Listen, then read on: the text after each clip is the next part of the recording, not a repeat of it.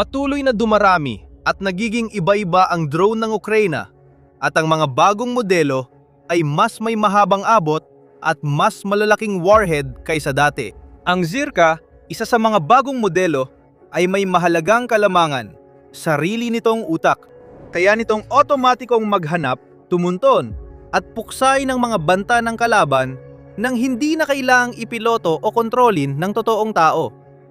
Ito ang susunod na yugto ng teknolohiya ng UAV. Isang di makataong mga ngaso ang pinalaya sa impapawid ng Ukraine na may layuning hanapin at wasakin ang pinakamaraming Russian drone. Hindi dapat balewalain ang epekto ng ganitong drone. Bago natin pag-usapan kung paano nito mababago ang labanan sa mga darating na buwan, tingnan muna natin ang pagkakabuo at disenyo nito. Ang Zirka ay ideya mula sa dalawang magkaibang kumpanyang pandepensa ng Ukraine, Noctis at Viray Industries. Ang Noctis ay kumpanyang teknolohiyang pandepensa na dalubhasa sa automation ng unmanned system at teknolohiyang pang-interception gaya ng mga matatalinong solusyong kontra-drone. Sa halip na mag-focus sa pagdidesenyo at pagdidevelop ng panibagong hardware mula sa simula, mas pinipili ng kumpanyang ito na ituon ang kanilang pagsisikap sa pagde-develop ng mga automated system tulad ng target tracking at interception algorithms na kayang gawing mas matalino at mas nakamamatay na mga ngaso ang mga drone habang pinapadali ang trabaho ng mga human operator.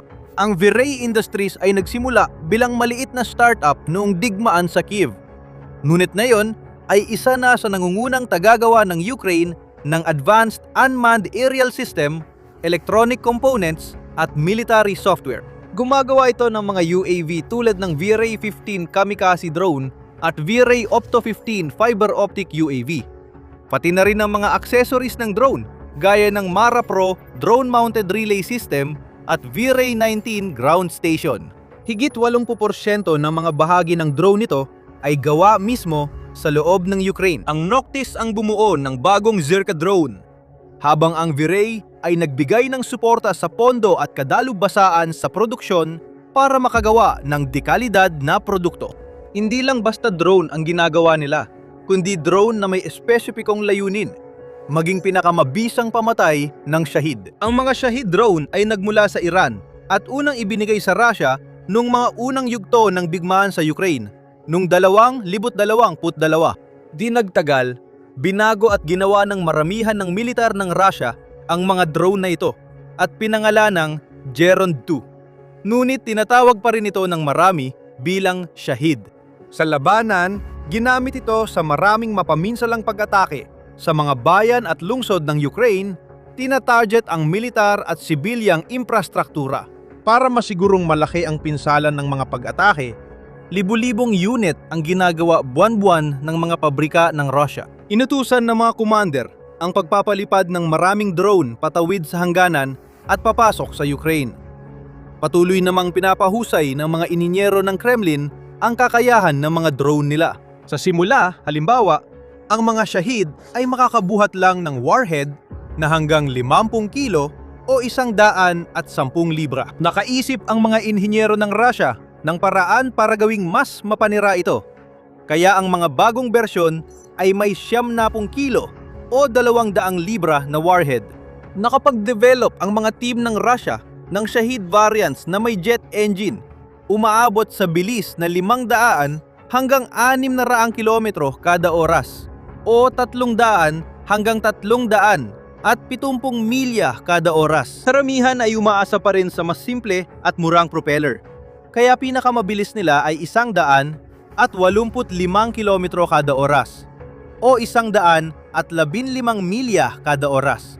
Madalas silang lumipad ng mababa at ginagamit ng marami para dagsain at madaig ang depensa sa himpapawid ng Ukraine. Hindi na bago ang makakita ng 600 at 60 o higit pang drone sa isang atake. Ayon sa media sa Ukraine, halos 60,000 drone ang pinakawalan ng Russia mula simula ng digmaan. Sa kabutihang palad, natutunan ng puwersa ng Ukraine kung paano harapin ang banta habang umuusad ang labanan. Nakapag-develop sila ng isa sa pinakakomplikado at epektibong air defense network sa mundo, kasama ang AI-powered turret, mobile fire group, electronic warfare jammer, anti-aircraft gun, missile battery, at attack helicopter. Marami itong natanggap na tulong mula sa iba. Nagbigay ang mga kaluraning kaalyado ng top air defense sa Ukraine. Nang malaman ng Starlink na ginagamit ng mga Ruso ang kanilang satellite, agad nilang pinutol ang access na agad na antala ang mga operasyon ng mga Ruso. Kahit ganon, patuloy pa rin ang pagdating ng mga grupo ng drone at patuloy ding nakakahanap ng paraan ang mga inhinyero ng Rusya para gawing mas epektibo ang kanilang mga drone, pinapabuti ang kanilang mga navigation system, inaayos ang pagkakagawa ng mga ito, at isinasama ang mas matatalinong sistema ng electronic warfare resistance. Patuloy naghahanap ang Ukraine ng mas epektibong paraan para mapuksa at mapawalang bisa ang banta ng mga drone. Natuklasan nilang epektibo ang interceptor drones, mga UAV na sadyang dinisenyo para hanapin at sirain ang ibang UAV sa himpapawid, sa halip na magsagawa ng surveillance o umatake sa lupa bago makarating ang mga ito sa target. Napatunayang napaka-epektibo nito sa simula ng pagpapalawak ng interceptor arsenal ng Ukraine at pag-deploy ng Wild Hornet Sting 2, Skyfall P1 Sun at Octopus 100. Mas naging matagumpay ito sa pagpabagsak ng karamihan sa aerial asset ng Russia. Maraming beses nang naggamit ng Kyiv ang mga interceptor at iba pang paraan para mapabagsak ang halos 95% ng kalabang drone na nagligtas ng maraming buhay. Hindi na nakapagtataka na nais ng Kyiv na mas mag-invest sa teknolohiyang ito, kung saan ang malalaking drone firms nila ay abala sa pag-upgrade ng interceptor o paggawa ng bago. Dito papasok ang Zerka na idinisenyo mula sa umpisa ng isang espesyal na pangkat ng mga inhinyero at programmer na may malawak na karanasan sa larangan ng depensa laban sa drone. Opisyal na inianunsyo ni Virey ang interceptor noong Hunyo 30, 2026 at ibinahagi ng kumpanya ang mga technical na detalye at natatanging kakayahan ng Zerka. Sa itsura, ang hugis bala ng Zerka ay kahawig ng ibang interceptor drones na matagumpay na ginamit ng Ukraine, tulad ng P1 Sun. Ibinunyag ng gumawa na kaya nitong umabot sa bilis na higit sa 340 kilometro kada oras o 211 milya kada oras at kayang mag-operate sa taas na 6 na kilometro o mga 3.7 milya. May operational radius itong hanggang 30 kilometro o mga 18.6 na milya at kayang lumipad ng 20 minuto, sapat para mahanap, matunton at labanan ang mga drone ng kalaban. At kapag oras na para labanan ang mga target ng kalaban, dito talaga namumukod tangi ang Zerka at naiiba sa iba. Kadalasan, kailangang manu-manong gabayan ang ibang drone mula paglipad hanggang sa makita at masimulan ang pagsubaybay sa target. Ang ilan sa kanila ay may kakayahang otonomo na nagpapahintulot sa kanilang AI na kontrolin ang huling bahagi ng paglipad habang tinutumbok nila ang kanilang target. Pero, kadalasan ay kailangan pa rin nila ng mga pilotong tao sa mga unang yugto ng kanilang paglalakbay sa himpapawid.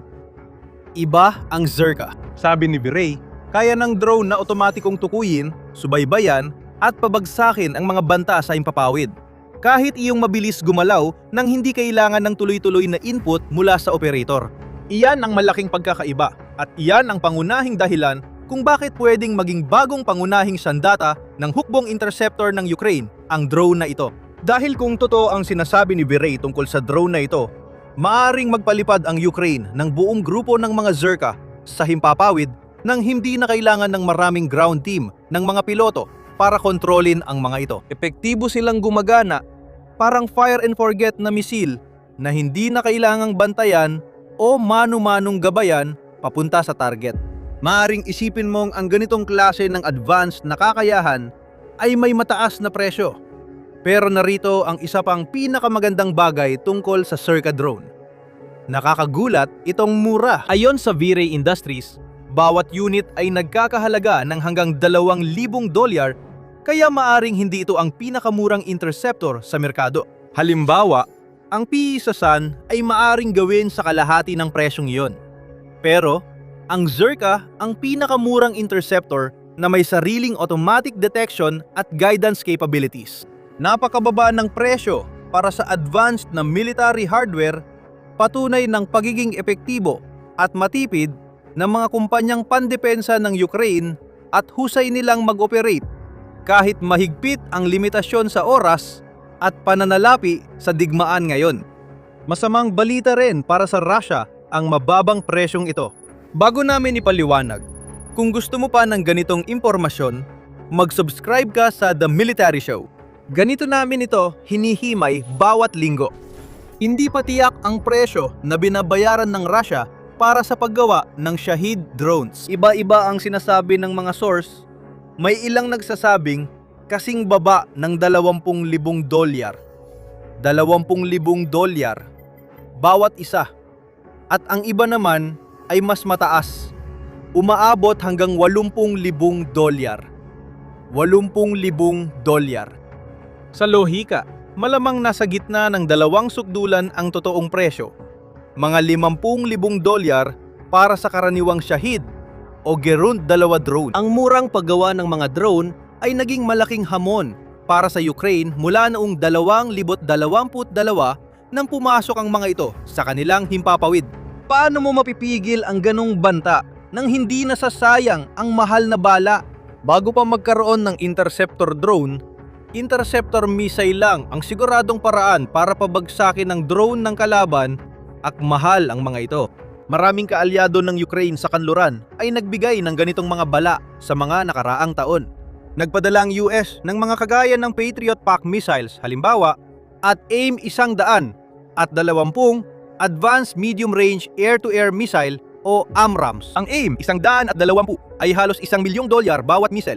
Samantalang ang PAC-2 at PAC-3 ay mas mahal, ilang $1,000,000 bawat isa.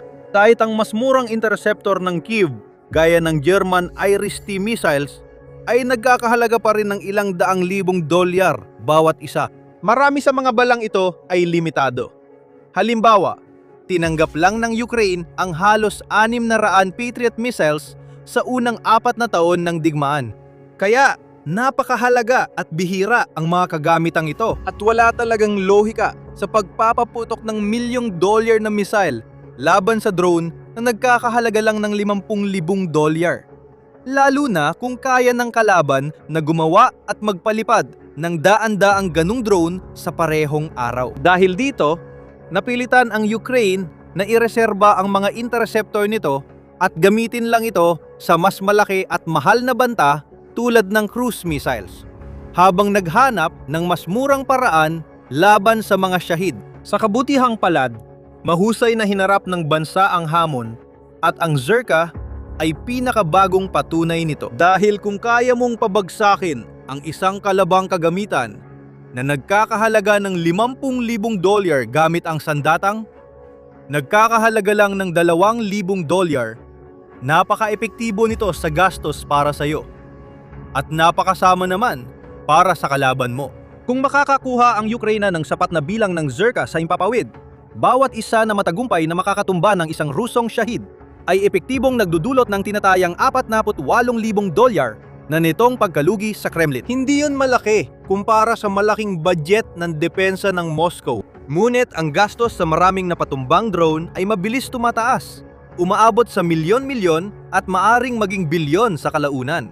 Ang Russia ay nahaharap sa mga krisis sa ekonomiya dahil sa tumataas na gastos ng digmaan, mga pag-atake ng drone ng Ukraine sa oil refinery nila, at mga parusang ipinataw ng kanluran sa kanilang pinansyal na sistema. Ang Zerka ay isa pang paraan ng Ukraine para gawing hindi kayaning gastusan ng kalaban ang digmaan, habang sinisira ang ari-arian at pinoprotektahan ang mga tao at infrastruktura. Depende pa rin ang epekto ng drone sa husay nitong maghanap at sumira ng mga Shahid. Pero base sa disenyo, mukhang hindi ito magiging malaking problema. Tulad ng nabanggit kanina, nung sinimulan nila ang paggawa ng Zerka, particular na nila yon ni Noctis at Viray Industries na ito ay maging isang tagapuksa ng Shahid. Ibig sabihin, lahat ng desisyon sa disenyo ay ginawa para sa layuning iyon. Bawat bahagi ay maingat na ginawa at particular na pinili upang gawing bangungot ang UAV na ito para sa mga katapat nitong Ruso. Wala silang ipinagkatiwala sa tiambak. Nakipag-ugnayan ang design team sa isa sa mga ekspertong batalyong kontra Shahid ng Ukraine, nakilala bilang Dart Node, para sa mahahalagang kaalaman at payo sa pagpapahusay ng kanilang drone. Ang mga tauhan ng Dart Node ay kabilang sa pinaka-epektibo sa Ukraine pagdating sa paghahanap at pagsira ng mga Shahid drone, dahil nakapagpabagsak na sila ng mahigit 1,500 sa mga ito sa digmaan hanggang ngayon. Kabisado nila ang disenyo ng mga drone na ito at alam din nila ang pinakamabisang paraan para mapakinabangan ang mga kahinaan nito. Mahalaga ang kanilang kaalaman para sa mga inhinyero at developer ng bagong interceptor, at dahil sa sipag nila, mukhang taglay ng produkto ang lahat ng kakayahan para mapatigil ang mga Shahid. Halimbawa, dapat tandaan na mas mabilis lumipad ang Zirka, halos doble kaysa karaniwang Geron 2. Ibig sabihin, kahit napapalapit na ang isang Russian drone sa isang lungsod ng Ukraine sa pinakamabilis nitong takbo, magkakaroon pa rin ng sapat na oras ang Zirka para mag-take off, mag-lock sa target at abutan ito bago pa man ito makalapit sa tinutukoy nitong target.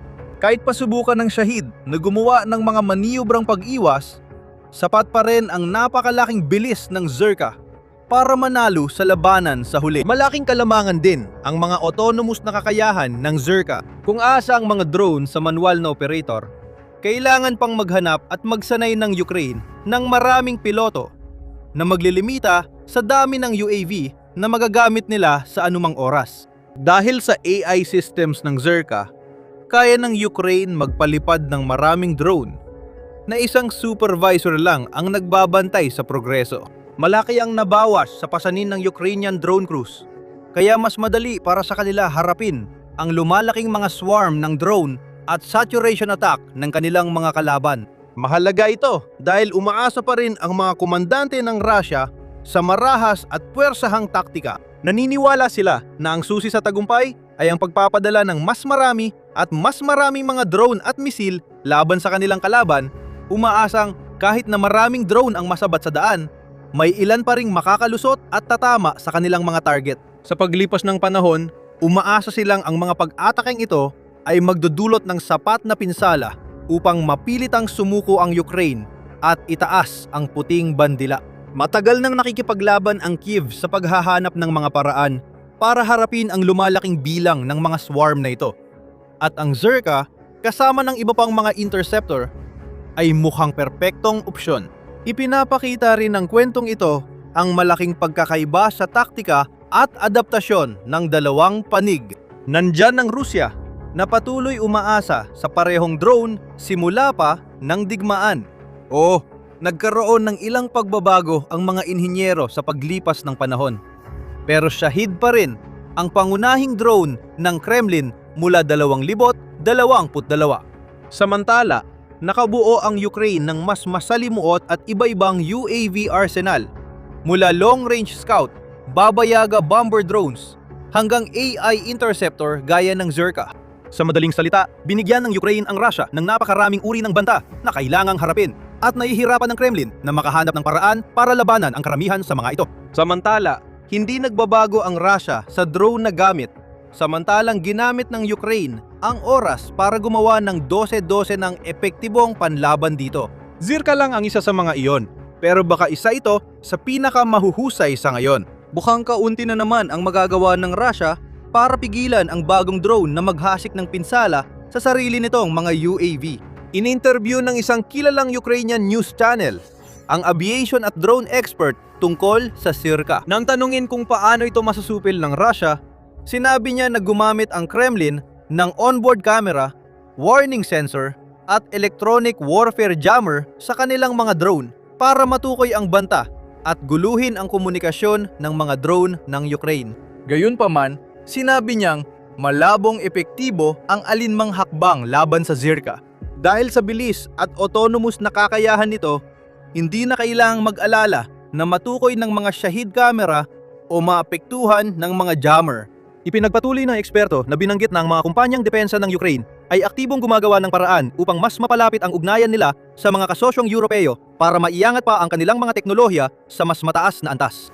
Sinusurin nila ang mas advanced na computer vision, machine learning at mas malalakas na semiconductor para makagawa ng mas matibay, matalino at mabilis na drone kaysa sa kasalukuyan. Ayon sa Noctis at Viry Industries, ginagawa na nila ang Zerka 2.0 na mas pinahusay na bersyon ng drone. Sabi ni Oleksiy Komluchenko, direktor ng pag-unlad ng Noctis, ang bagong bersyon ay magkakaroon ng mas maraming autonomous na kakayahan, mas pinahusay na optics para makita ang mga target mula sa mas malayo, at automatic proximity fuse na agad magpapasabog sa payload nito kapag sapat na ang lapit nito sa target. Sa madaling salita, habang nakatuon ang Russia sa pagpaparami lang ng kanilang drone army, ginagawa namang mas matalino, mas malakas at mas epektibo ng Ukraine ang kanilang hukbo. At sa ngayon, ang paraan ng Ukraine ang nagwawagi. Ngayon, maaari mong malaman pa ang tungkol sa uri ng kaguluhan na dulot ng mga drone ng Ukraine sa Russia sa video na ito, na tumatalakay kung paano pinahina ng mga puwersa ng Kiev ang Black Sea Fleet ng Kremlin at labis na nabawasan ang saklaw ng kapangyarihan ni Vladimir Putin. Panurin ang video na ito para makita ang krisis sa gasolina sa Russia, kung saan lalong naiinis ang mga mamamayang Ruso at napipilitang pumila ng ilang oras para sa isang tangke ng gasolina. Siguraduhin mag-subscribe sa The Military Show para sa higit pang kaalaman at balitang di dapat palampasin.